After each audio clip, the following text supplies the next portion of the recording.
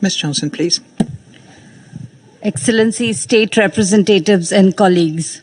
I'm a person belonging to the Dalit community, representing the stakeholder group on communities discriminated on work and descent, including Dalits, Haratin, Roma, Kilambola, and other peoples who are socially and economically excluded and discriminated intergenerationally.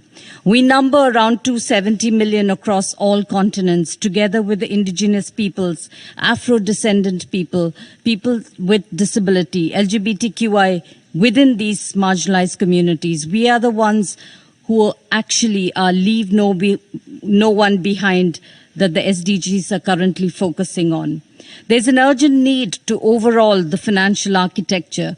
This should have a multi-layered approach. First, we need to take into consideration the debt trap the southern nations are facing. This is a crime, and we cannot allow a huge proportion of our nation's budgets, in many countries over 50%, to be spent on debt servicing.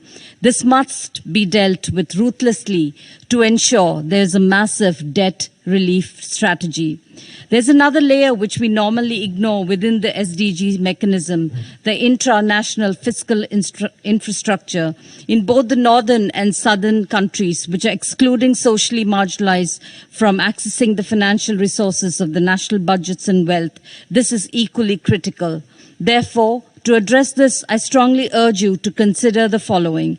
Community engagement. Involve the rights holder communities in decision-making processes regarding the allocation of funds and investments to ensure their needs and priorities are addressed. Targeted budgeting. A set portion of the nation's budget should be set aside to specially make them available to micro-development of individuals, families, and habitations where the socially excluded communities live. Some countries like India, Brazil, and Mexico have adopted some of these significant steps. Socially responsible investment funds. Promote the creation and growth of SRI funds. Inclusive financial services. Local and community-based financing, international support, engage with international organizations and donor agencies and development banks to mobilize financial resources. Engendering financial inclusion, we must also have specific mechanism to deal and to help support women and trans communities within these discriminated and vulnerable population.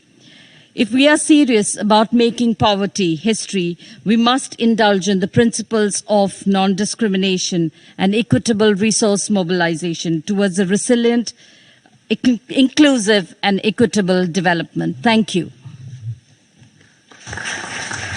Thank you.